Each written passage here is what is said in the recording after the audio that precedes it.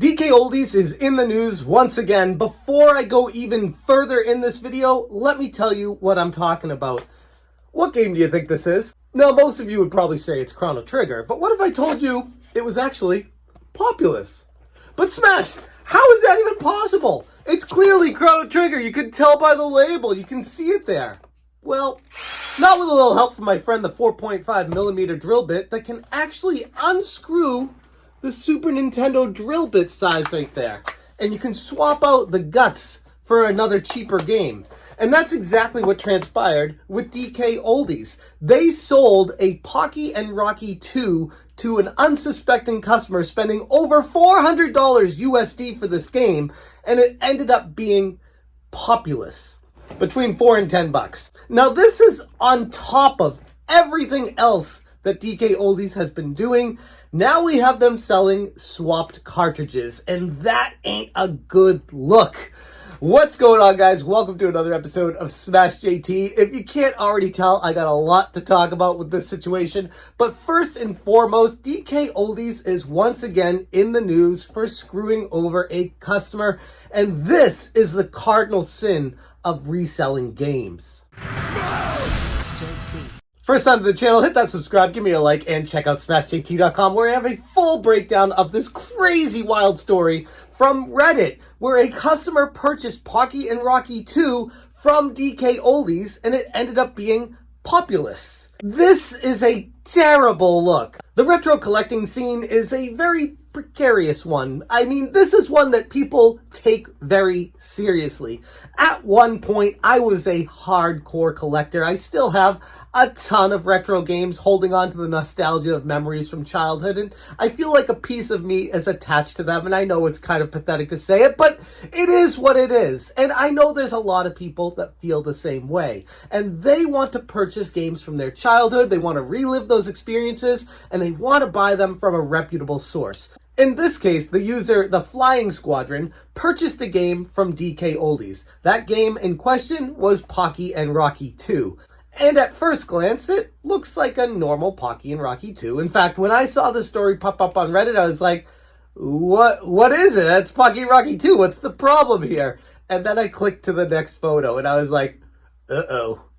That is a definite no-no in the retro collecting scene. You never want to see this kind of thing happen, and it's so easy to do. Now, I could play pop quizzes with everyone all day on what the cartridge insides look like, but here's one for Donkey Kong Country. And, you know, it looks pretty good and pretty clean, but where's Donkey Kong Country, the cartridge where this goes into?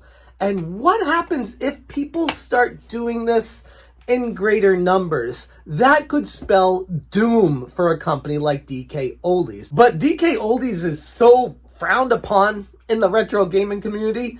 Is it so crazy to maybe accuse them of potentially doing this and trying to pawn it off to a collector that just wants the shelf candy and hopes they don't try to play it? It happens more than you think, where people buy games and they don't play them. Believe me, I know. But let's give DKOldies the benefit of the doubt here. Let's say that they purchased this game from a reseller and they resold it after cleaning it and sending it to the purchaser. At no point along the way did DKOldies test to see if the game they purchased was the game they purchased. That is just as scary as DKOldies being the company doing the old switcheroo themselves. Pocky Rocky 2 on the Super Nintendo, buying it from DKOldies, costs around $415 USD. But to many enthusiasts, well worth it for genuine, rare, hard to find games. And this is a company that is, I don't want to say reputable. I mean, they do have a reputation, not a very good one, but for someone that wants to purchase it from an LLC, an organization that is known and does have, from what I've heard, fairly decent customer service, if you are able to get in touch with someone that will rectify this situation. But regardless of that, it makes you wonder why somebody would ever purchase anything from DKOldies, ever. Unless you've been living in a cave, this is hard to avoid. This is on top of the mountain of evidence of videos, claims, Reddit pictures, stories. I mean, hell, just last month they posted a message on their YouTube page and all their social media sections basically threatening YouTubers for talking about them in a negative light. Now, if you want to talk about them in a positive light, they're totally fine with that. But if you talk about them in a negative light, they're going to come after you. That's not a great look, DKOldies. You don't want to do stuff like that to people that are talking about you. That's not a good way to handle criticism. Instead of fixing the problem, you're now attacking the people that are calling your ass out. And for user TheFlyingSquadron, the excitement for getting Pocky and Rocky 2 quickly turned to shock and anger when the game was discovered to be a scam. A scam from DKOldies. A DKOldies scam?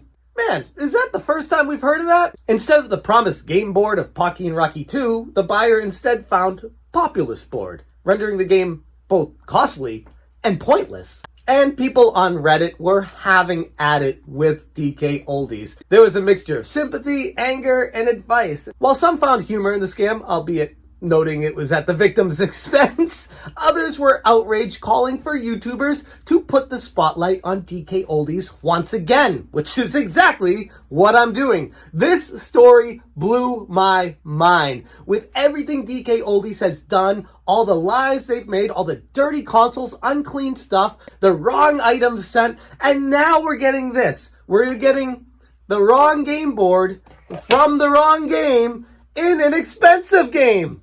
That's a terrible look for not just DKOldies, but the entire retro gaming scene. This is why I always recommend bringing that drill bit with you when you're making an expensive purchase on the go, and then confirming that the board you're buying, you can look it up online to see if it's actually the board of the game that the picture says on the outside. Don't always judge a retro game by its cover. And while it's pretty obvious you should probably avoid DKOldies at all costs at this point, some people don't watch YouTube religiously. Some people live under a rock. Some people just don't know that it's as bad as it is. And for those people, I genuinely feel bad for them. That's why YouTubers are calling this out, because they want to put an end to this kind of activity from companies. And DKOldies is no exception. They've faced prior accusations, they're undergoing a potential class action lawsuit right now, and others claim they've been blocked on platforms like TikTok for calling out their subpar products. Others expressed astonishment while such scams are still occurring, referring to numerous videos, posts, and the lawsuits, like I said, pointing to the company's allegedly duplicitous ways. One thing that I would definitely say, and I can't say this enough, is if you are buying a retro game from an online source, whether it be DKOldies or even eBay or even Craigslist or whatever you're getting it, if it's getting mailed to you especially, play it right away. Make sure it's the right game, because if it's not, you need to return that right away. You need to let the seller know. You need to confirm with them, check their reviews, check their history. Make sure this isn't something that's happened often with them in the past. But even still, I want to not give DKOldies the complete benefit of the doubt here, but I want to talk about this from a different perspective. You guys saw how easy it was for me to swap out the innards of the game cartridge. What's stopping more people from doing this to DKOldies and lying to them? That's not a good thing and extremely illegal and could end you up in a lot of trouble, but it's something that DKOldies now needs to be very heightened alert, aware of, especially when dealing with retro games that are worth hundreds of dollars, sometimes into the thousands of dollars, that you need to make sure quadruple check that it's not just the condition of the game, but that the inside of the game is actually what the outside says. And if it's not, you got yourself a problem. There's a trust between the buyer and the seller that needs to actually be there and exist. And right now, there isn't that with DKOldies. And I would concern myself, if I were them, that this would start happening a lot more often, especially when it first comes up that they don't check their games when they get them in. So maybe I could sell them a copy of Pocky and Rocky 2 or Earthbound or Chrono Trigger or Final Fantasy 3 or whatever you wanted, the most expensive Super Nintendo games out there, or Clay Fighter Sculptor's Cut on the N64, if you want to switch out the innards with the regular Clay Fighter and things like that. Like, this is everything they need to worry about now. This is a gigantic issue that just came up. And all because DKOldies didn't do their work up front. Assuming they aren't the ones that swapped the innards, they didn't check that the game was not the right game.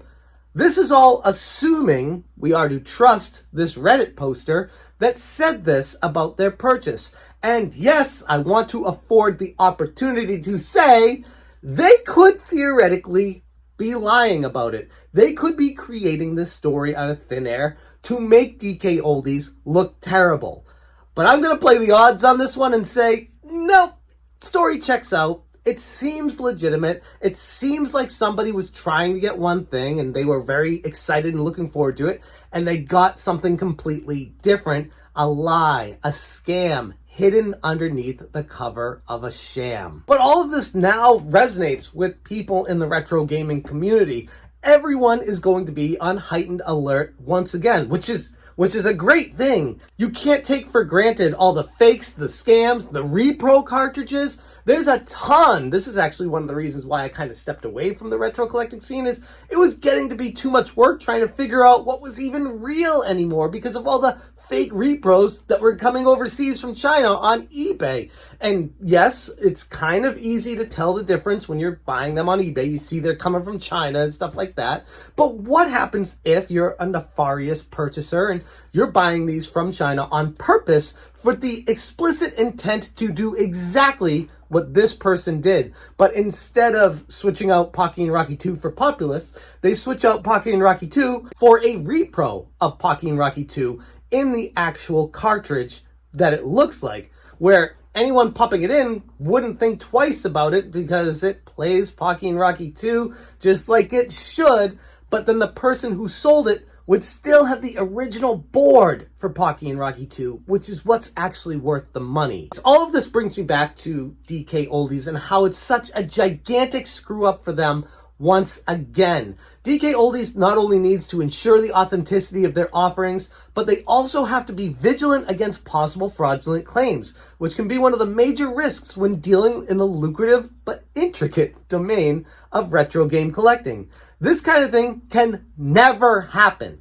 not even once, because once it happens, it opens up the doorway and possibilities for people to do it themselves and say, oh, I ordered Clay Fighter Sculptor's Cut from you, Joey, and you sent me the wrong game inside of it. This isn't what I bought. And what are you guys going to do about it? How are you going to fix this for me? And then you deal with fraudulent customers, liars, people who are trying to scam you back. There's a lot of people really upset with DKOldies over the years of the things they've done, the things they've lied about. This opens up the door for people to try to get back at them. That ain't a good thing. That's terrible. And by no way am I trying to endorse this with this video. All I'm saying is buy this story coming out, and now opens up the possibility for that to happen at an increased frequency. And that ain't good. And this ongoing DKOldies drama, saga, whatever you want to call it, is only serving as a sobering reminder for game collectors and enthusiasts. Trust in online sellers is crucial, but it's equally important for buyers to be vigilant. While the allure of nostalgic games is definitely strong, and I know all about that, it's paramount to ensure that the charm isn't exploited by opportunistic sellers, which is kind of what it looks like with DKOldies here. Maybe they knew it wasn't the right game and they were hoping to let it slide.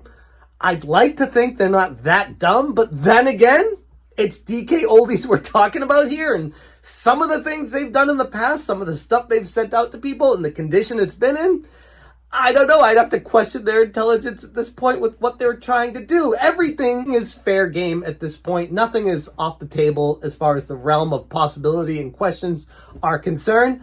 But one thing's for sure, this definitely makes DKOldies look even worse than they looked going into today. So hopefully everyone learned a little something today, and even more importantly, is more vigilant when it comes to purchasing games in the future. Whether it's DKOldies or another random game store that you go to, or anywhere you buy it online, always check. And if you're gonna do it, an expensive purchase, highly recommend doing it in person, bringing that drill bit with you, the 4.5 millimeter for Super Nintendo. It's different sizes for different consoles, so check what you're going to be purchasing. Look online for the specific one that matches the game you're planning on buying, and check the cartridge. You can refer to online images to make sure what you're purchasing is not a repro and is the game that the sticker on the outside says it is. I'm going to leave it there. Thank you guys so much for watching. And as always, you stay smashing. Smash,